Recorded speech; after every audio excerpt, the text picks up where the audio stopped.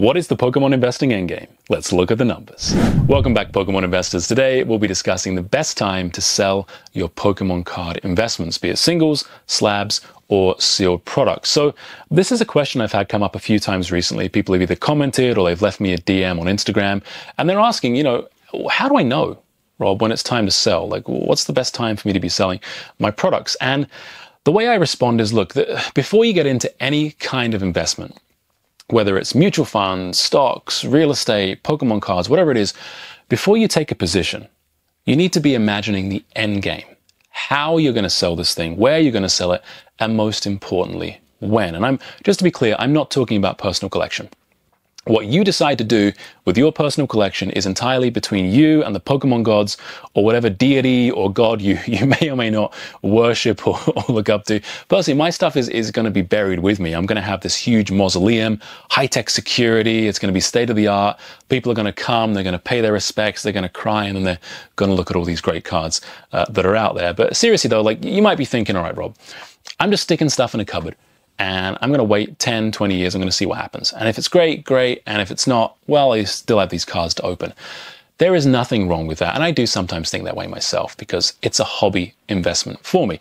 But look, I will tell you this. I've worked at the bank, I've done insurance, I've done real estate, and I have done high value investments as well. So when you sit down with any financial planner or advisor, the very first thing they're going to say to you is, what's your time horizon? What are your investment goals? Like, what point are you actually going to want to use this money that you've tied up in some kind of investment vehicle? And if you are serious about this as an investment side of things, you should be asking yourself that question as well. And that is, at what point am I going to sell? What is the catalyst going to be for me to actually shift all of these boxes that are in my cupboard or my storage locker or whatever? And you can put a date on it. It doesn't have to be an exact date. It doesn't have to be like April 22nd, 2029. I'm selling it all, baby. Or when I'm 69. Or it could be like, hey, when I've made my 40% or my 100% on that product, or when Battle Styles, there's an act of God and it hits $300 a booster box. It could be that. And that's okay. Personally, I would have, somewhere around a 12 to 18 month window in mind. And I would have it set around a very specific event. And here's why. With Pokemon, if the past has shown us anything, it is that there is a best time to sell. And that is during what I would like to call a Nexus event. And I have been watching a lot of Loki recently. I think that's a great show. So maybe that's influenced the name, but some kind of cataclysmic event. So what is it? What is a Nexus event? So it's when cosmic nostalgia and epic FOMO and dollars, they all kind of meet that crucial point and it just explodes, right? There's been three Nexus events in the Pokemon TCG. The first one is when Pokemon first came out and it exploded onto the scene, that kind of 96 to 2000 range. They reprogrammed our brains, guys. They really did. Like, I'm seeing these booster boxes, these booster packs with Charizard and Blastoise and Venusaur on, and I'm just like, whoa, I'm playing the games and I'm watching the show, and they did some kind of reprogramming there and conditioning. I'm like, this is Pokemon. This is it. And I know I'm not the only one there. The second event was Pokemon Go's release around summer 2016. It was just bonkers. Like, I was at the bank still at the time, and I remember, like, there's a lot of absolutely stunning people that work at the bank, but the ladies at the bank who are like not interested in Pokemon at all, and all of a sudden they're super excited. They're coming in, they're under the desk. Hey, Rob, there's a Rattata under your desk, or they're running out into the parking lot being like, I gotta get that Pidgey. It was crazy. Pokemon really just got slingshotted into the zeitgeist. And the third Nexus event, we know the pandemic and everything, I think that went on there doesn't need explaining. So in these Nexus events, there's a buying frenzy. People are just getting caught up in the buying frenzy. Their brains are activating that reprogramming that happened back in 99, and it's just boom, boom, boom, values go parabolic, and that's what happens. And this, I believe, is the heart of Pokemon investing. If you're committing a section of your portfolio to Pokemon cards as an investment vehicle, that's the high-risk portion. That's the one where you're waiting for these crazy Nexus events. If you want those steady Eddie gains, you should be like an ETF that mirrors the NASDAQ or the S&P 500, some kind of comfort mutual fund.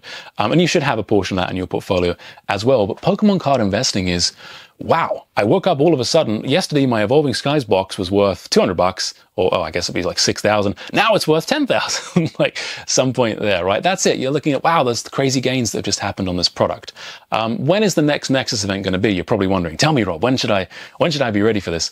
Oh, I don't know, guys. Nobody knows when the next Nexus event is going to be. I would imagine it's going to be one of two things. So another technological innovation that comes along. So like Pokemon Go, where all of a sudden you've got Pokemon on your cell phone.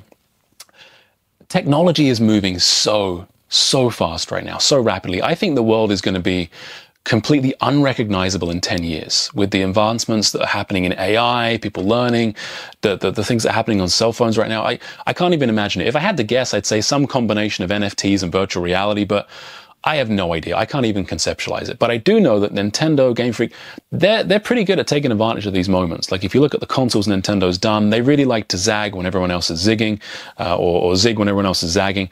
So some kind of event like that just changes the landscape. That's a possibility. But that may never come. That may not happen.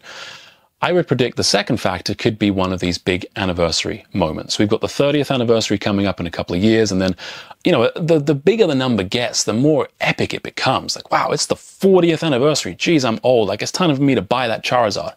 So what's going to happen at these anniversary dates is Pokemon are going to push products. They're going to push they're going to pull on the nostalgia. They're going to bring lots of cool stuff into the fray, and you're going to want to spend your money. They're going to be like, wow, this stuff's so good. Like, it's the 40th anniversary. But the big factor is going to be peak earning years. We saw it a bit in the pandemic. Gen 1, the millennials, we were entering our peak earning years, or some of us were in our peak earning years when the pandemic started, like 2020. Peak earning years, in case you don't know, it's 35 to 54. It's when in your career, statistically, you are going to be earning the most amount of money. You will have the most disposable income. Perhaps you're paying, you don't have much or any debt. Maybe your mortgage is paid off. You've got investments. You're like, okay, I can spend my money on shit I don't really need. And that's what kind of we started to see. As we go on with these anniversaries, like I would actually say 35th to 40th, you're going to have the absolute peak earning years for the millennials. And you're going to have Gen Z, the Zoomers, right? They're going to be entering and getting into their peak earning years as well.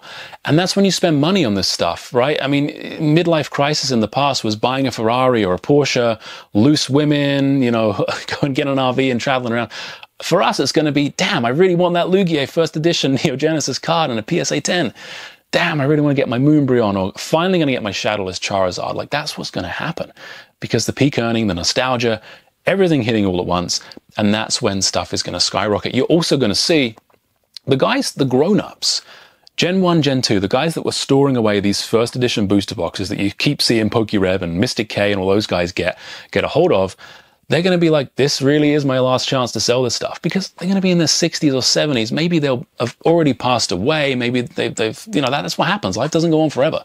So you're going to see these products out there, and it's cash in time. And that's when you can make a decision on whether you want to sell the products that you've been holding or not, because all boats rise with the tide. So yeah, guys, you're going to see a lot go down. And when I say down, I mean go down. Like, they're going to be epic. Shit's going to be happening 2026, 2031, 2036. And if we can make it to the 50th, that's probably when I'll sell a bunch of my investment stuff, the final load. By the way, 2046 is my favorite film. If anyone likes this film, let me know in the comments. 2046 is the 50th anniversary. Finally, guys, I will say, look, a profit is always well taken. You don't have to be sitting around for an event that may never come. If you've made your percentage gain and you're happy with it, that's awesome. That's great. These cycles may continue, but we will not. There will always be another party to go to, whether it's Pokemon or another investment vehicle. There's lots of ways to make money out there right now. And maybe you do want to leave all of your investments to your kids or your mistress or your butler. Hey, that's okay too. But I think these Nexus events will be huge. And you don't always have to trade it off all at once. You don't have to just say, hey, I'm selling the whole thing all at once. If you have a few Evolving Skies boxes, or, you got some XY evolutions, or, you're sitting on some stuff from whenever, you can just get rid of some and keep some and see what happens, play with house money. There's lots of different ways to do it, right? So do what is right for you and your financial situation, but I would be looking at your Pokemon investments as 100% disposable income, the high-risk portion of the portfolio. I'm waiting for something to really go parabolic before I want to sell the stuff that I have. So there we go. Anyway, guys, what's your end game?